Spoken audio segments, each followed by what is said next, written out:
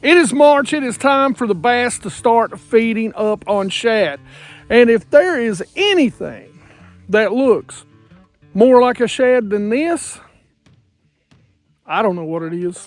So we all know spy baits aren't a new thing, but I don't think people are using them as much as they should be, especially anymore. And something that I want to show you that I really never hear anyone talk about is the Duo Alphas.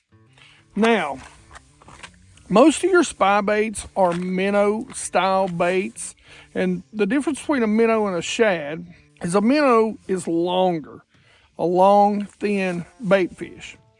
And really, the minnows work fine. They work great. It's not an issue using them at all.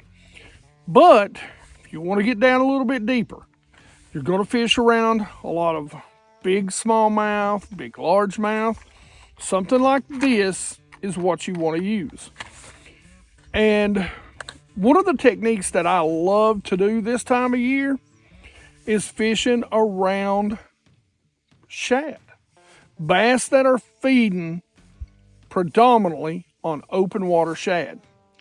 Now, there's a trick to that, and something that I can't wait to teach you all today, because this is a trick, and this is how I did this way before there was ever forward-facing sonar. So I'm going to show you how to do something that doesn't involve forward-facing. Now, don't get me wrong, forward-facing sonar will make it a lot easier, but I'm going to show you how to do this, especially if you're in an area where there's a ton of bait fish. I'm going to show them to you on my down and side image, and then I'm going to show you how to get this bait down there and keep it down there consistently. Now, there's a lot of different ways that you can fish this too. Don't just think all the bass are out in the middle. Those are the actively feeding bass. You can still go use this around deeper points and humps or banks. Laydowns too. Big deal this time of year. So we're going to talk about that, but let me show you what makes the Alpha so different. Now, I've been using forever and a day Duo. Really isn't a better spy bait than Duo on the market, and they cover all of the water column. And that's what I like about the Alphas. The Alphas are a little heavier. Love these on the ledges during the summer. You got some highly pressured big largemouth, trust me, take one of these out there during the summer and it will fire that school back up. Been doing that for years. The two sizes that I have here today is the Alpha 62 and the Alpha 72. The one we're going to be tying on today is going to be the 72. It's a 1/2 ounce. It's got a good fast fall. But you can fish both of these pretty deep. It's the 3/8. The 62 is. The 62 comes in at, I believe, 2.5 inches, while the 72 is, of course, by the way, 72 millimeters, but it also comes in at 2 5/6 inches. So these are going to mimic very small bait, which is key during the late winter and early spring bite. The color that I've got here today, and I've got 2 or 3 colors, I'll show them to you in a minute, but this is my favorite, especially when it's slick calm or, you know, a little bit overcast and the water's ultra clear. Now, today we got some pretty clear water, but we got some pretty heavy winds and just now clearing up from some overcast. So these baits are great. Now, I always tell everybody, even though these are finesse baits or hard baits, anytime you're fishing a hard bait, you want a little wind, you want a little chop, something to break it up. But this is called the Ghost Shad. This, as you can tell, is the little bigger version. This is the 72. This is the 62. So let's talk about what sets this aside from the regular elongated minnow. It's going to have an incredible wobble as it drops. It's going to have a crazy wobble as it's coming through with the dual propellers. So where it's got a little deeper body, it's got a little wider side-to-side roll action. They come in great colors. They come with great hooks. These baits are a little different. And one of my favorite things to do, like I said, because of the great roll action, when you stop it, it's going to drop and roll. It's got a little more exaggerated roll than the minnow baits do. And that's why I like this in and around large schools of shad where I know bass are feeding. Now, let me show you a couple of the colors that I've got. I don't remember the name of this one exactly, but I'll tell you exactly what it looks like to me, and that is a French pearl. This is Wagasaki. This is Prism Gill. One of my favorite colors for smallmouth right here, AM Edge. Last but not least, this is Ghost Pearl. Since we're going to be fishing this a little bit deeper, I'm going with the 72. I'm going to go with the French Pearl because I really want it to stand out from all those shad. Basically, the knot we're going to be tying is going to be a pit seam. You come through the eyelet, double the line, spin it around about 5 to 7 times. You come through the top loop and then just cinch it down. That's it. Hey geeks, don't pay attention to the dirt. That's all the road grime that we've had to go through for I don't know how many snows we've had this year. Hopefully the last of it. But pay more attention to those Boat Effects G-locks right there. If you've got the Garmin Echo Maps, you want the G-locks. Man, you talk about safe and secure. They are double locked on each side. Look at that. That means that nobody is going to be able to get to the stuff that you spend a lot of money for. Listen, not only do Boat Effects do a lot of stuff, you know, they've got the foam so you can customize. I mean, the graph mounts, which by the way are adjustable, best graph mounts on the market. You need to go check those out if you're upgrading. And as always, don't forget those boat steps. Hey, we got one of the best codes right here, 10% off. Make sure you go check it out. It does help the channel out, and we appreciate you. Stay safe. That's what Boat Effects helps you do. Guys, again, not sponsored by this company. You might want to go check these out. I get these off Amazon. There's a link always in the description for these. Been using them forever and a day, and you can get a bunch of them for super cheap. A lot of the guys have already purchased them and are extremely happy that I've shared that with them. So make sure you go check them out. Love them. They're Velcro. They're durable. Like I said, got a bunch of them. Had them forever, and they're way cheaper than the ones that are branded. Trust me. Let's talk about rod, reel, line.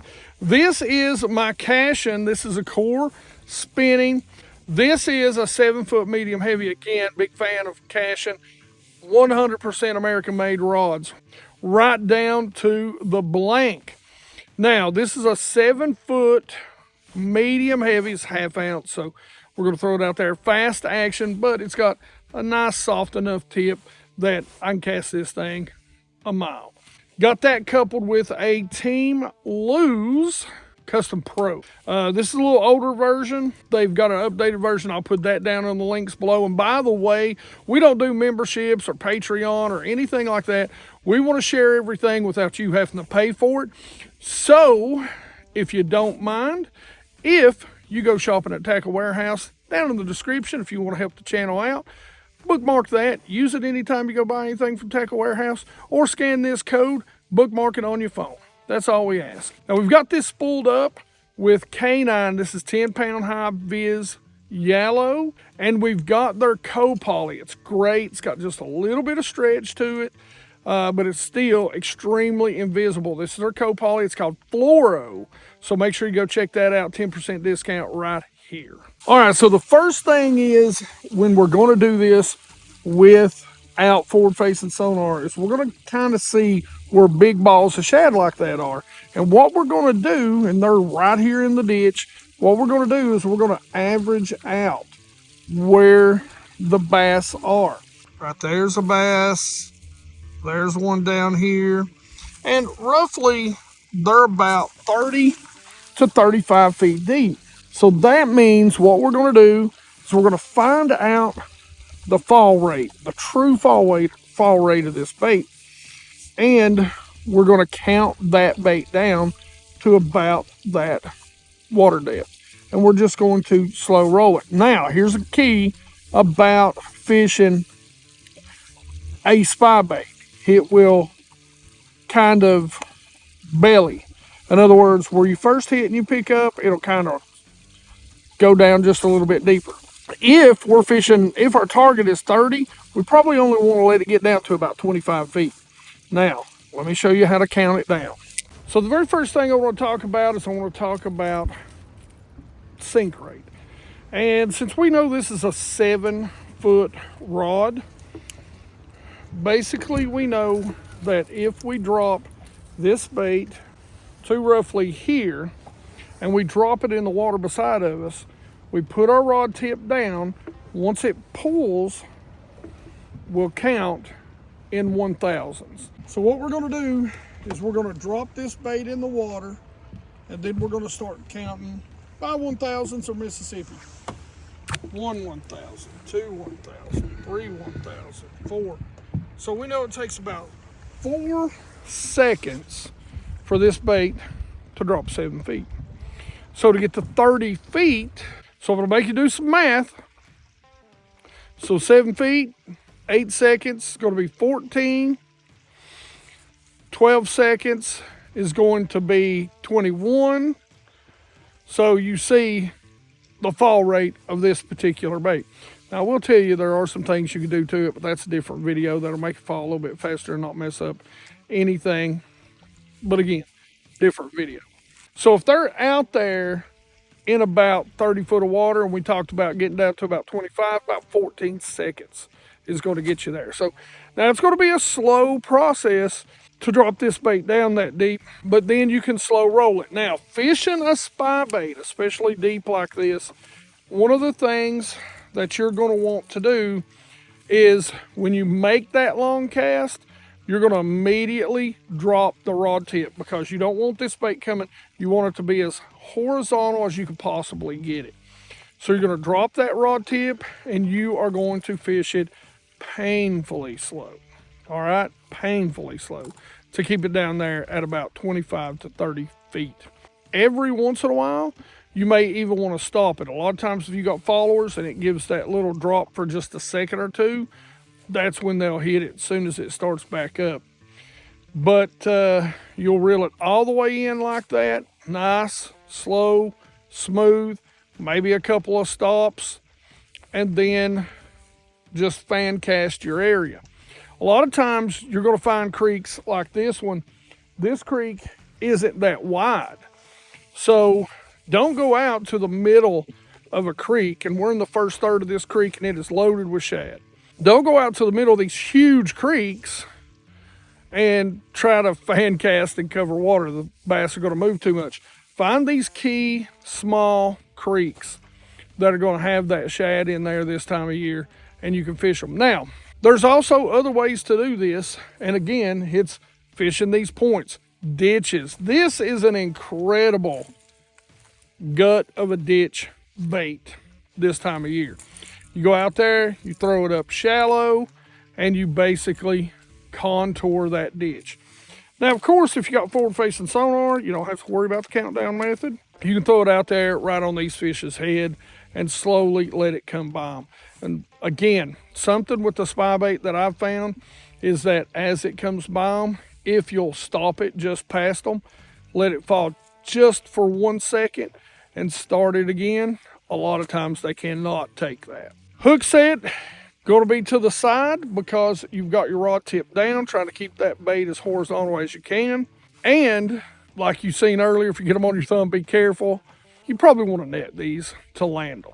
Now, if you want to learn a little bit more about spy bait fishing, maybe not quite open water, but contouring the bank, then you definitely want to go to this video right here. Otherwise, questions and comments in the comment section below. Like it if you like it. Don't forget to subscribe. Make sure you ring that bell so you get the video notifications when the videos drop. Be part of the 100% Watch Squad. All you got to do is watch them when they come out. We appreciate the heck out of it. You geeks rock.